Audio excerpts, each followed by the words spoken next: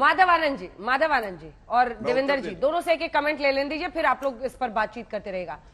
माधवानंद जी, क्या वाकई सब कुछ इतना जगमग है जैसा कि गौरव भाटिया दावा कर रहे हैं, या सब कुछ एकदम डूब गया है जैसे अभय दुबे जी बात कर रहे हैं?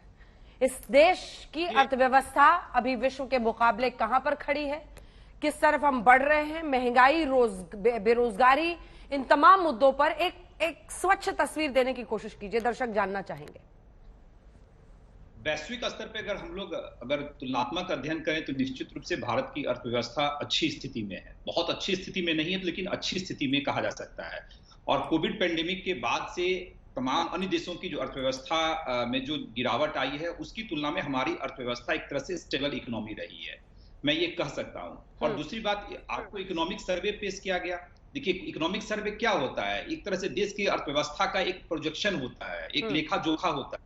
और इकोनॉमिक सर्वे का सबसे बड़ा प्रतिबिंब क्या देखने को मिला? स्टॉक मार्केट में उछाल देखने को मिला। यानी स्टॉक मार्केट बताता है कि आपके जो आने वाला बजट है, जो आज इकोनॉमिक सर्वे का प्रतिबिंब कहा जाता है, आपको स्टॉक मार्केट में उछाल देखने को मिला है। तो मुझे लगता है कि भारत की अर्थव्यवस्था बहुत ही अच्छी स्थिति में नहीं है, लेकिन जो 2023-24 में जो फाइनेंशियल ईयर है उसमें भारत की अर्थव्यवस्था और मजबूत हो जाएगी। और अभी तो चीफ इकोनॉमिक एडवाइजर का मैं रिपोर्ट देख रहा था, उनका स्टेटमेंट भी देख रहा था। उन्होंने कहा था कि रिकवरी से इंडियन इकोनॉमी अब निकल चुकी है, यानी जो कोविड पेंडेमिक में जो लॉस हुआ उससे रिकवरी हो चुकी है। यानी 2023-24 में हमारी अर्थव्यवस्था और मजबूत होगी। हमारे पास फॉरेक्स रिजर्व सफिशिएंट है। जो कांग्रेस के प्रवक्ता कर रहे थे, करंट अकाउंट डिफिसिट की बात कर रहे थे, इतना अपने पास है कि उससे हम लोग आराम से जो है कर सकते हैं। तो मुझे कहीं नहीं लगता है। और आने वाला जो बजट होगा उसमें तमाम सेक्टरों की बात होगी। कल जब बजट आएगा उस पर भी हम लोग विश्लेषण करेंगे कि किस सेक्टर को क्या मिला। और चुनावी टाइम है, लेकिन मुझे नहीं लगता कि मोदी जी की जो सोच है उस सोच में चुनाव के ध्यान में रखते हुए कुछ इस तरह का बजट पेश करेंगे। निश्चित रूप से अर्थव्यवस्था को मजबूती प्रदान करने के लिए जो हो सकता है निर्मला सीतारमण जी करेंगी, और कल देखने वाला समय होगा कि क्या करती है। अब तो ज्यादा टाइम नहीं है। देवेंद्र शर्मा जी, आपका पर्सपेक्टिव। आईएमएफ ने भी आंकड़े जारी किए जिसको सरकार बहुत पुश कर रही है, जो जानकारी है कि मतलब तमाम अन्य देशों के मुकाबले यूके, यूएस जितने मुल्क हैं, चीन से भी ऊपर विकास दर का प्रोजेक्शन भारत का है 6.1। और मेरा सवाल आपसे यह है कि इसको पर्सपेक्टिव में आप समझाएं, क्या वाकई इस वक्त हम बहुत तेज रफ्तार से कोविड का मुकाबला करते हुए बढ़ रहे हैं? देश किस तरह की उम्मीद रखे? देखिए, इसमें तो कोई शक नहीं है कि भाई इतना कोविड का संकट होने के बावजूद भी आज इंडियन इकोनॉमी की हालत जो है वो, जैसे आपने कहा कि अभी आईएमएफ के जो आंकड़े आए हैं वो दुनिया के हम टॉप कैटेगरी में आते हैं। ये तो इसमें कोई शक की बात नहीं है और ये मानना पड़ेगा हम सबको।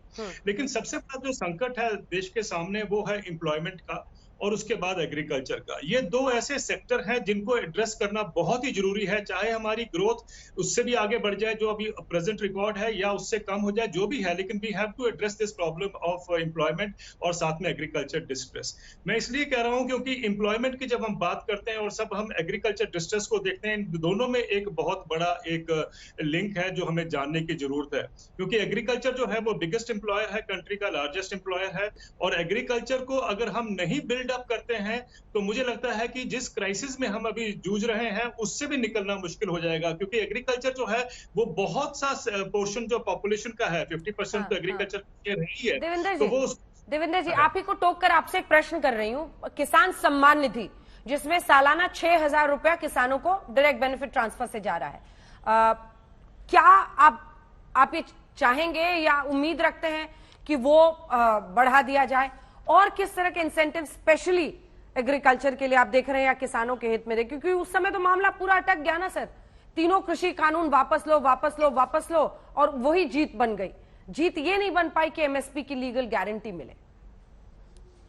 ये बहुत महत्वपूर्ण सवाल आपने रखा है अंजना जी। बिल्कुल ठीक कहा कि एमएसपी की गारंटी मिले, ये बहुत ही इंपॉर्टेंट है इस देश के लिए, और कृषि को एक क्राइसिस से निकालने के लिए भी वो इंपॉर्टेंट है। और मैं लीगल गारंटी की बात कर रहा हूं। अभी जो सरकार ने कमेटीज बनाई थी उसमें हमने देखा कि लीगल गारंटी की बात नहीं हुई। लेकिन एक बात हमें समझने की जरूरत है, और ये जब से मैंने पहले कहा था कि भाई हमें किसानों को डायरेक्ट इनकम सपोर्ट देने की जरूरत है, इकोनॉमिस्ट उससे एग्री नहीं करते थे, पर अच्छा लगा कि सरकार ने उसको किया, उसको इंप्लीमेंट किया। पर 6 6,000 रुपए जो सालाना जो सपोर्ट है, वो मतलब है कि 500 रुपए पर मंथ किसान को मिलता है। 500 रुपए आप समझेंगे, सब देश समझेगा कि वो कोई बड़ी सपोर्ट नहीं है। हमें चाहिए क्या कि हमें कम से कम उसको डबल करना चाहिए। हमें उसको 12,000 रुपए कम से कम किसान को हर महीने हर साल देने की जरूरत है, और उसी के हिसाब से आप कह रहे हैं सीधा डबल कर दिया जाए? डबल कर दिया जाए। दूसरी बात आपने कही है कि भाई लीगल गारंटी की, आप देखिए ना, चीनी मिलों के लिए सरकार ने एक स्कीम लेके आई है कि 31 रुपए से नीचे चीनी की खरीद नहीं होगी। यानी आपने एक मिनिमम सेल प्राइस बना दिया चीनी मिलों को बचाने के लिए, उनके प्रॉफिट को प्रोटेक्ट करने के लिए। तो वही तो किसान मांग रहे हैं। क्यों नहीं हम किसानों को भी एक जो मिनिमम सपोर्ट प्राइस है वो गारंटी कर दें कि इसके नीचे नहीं खरीद होगी। और यही जो आपने पहला सवाल किया था, क्योंकि किसानों की इनकम देखिए क्या है। जो एनएसएस का आंकड़ा आया है 2019 का लेटेस्ट जो सर्वे है, वो ये कहता है कि किसान परिवार की औसतन आय देश में 10,200 रुपए के आसपास है पर मंथ। और उसमें से खेती में से देखा जाए, अगर हम नॉन फार्म एक्टिविटी निकाल दें, सिर्फ खेती में से 27 रुपए प्रतिदिन किसान की आय है। अब ये तो हम सब समझेंगे कि भाई इस आय में तो गुजारा किसी का नहीं हो सकता।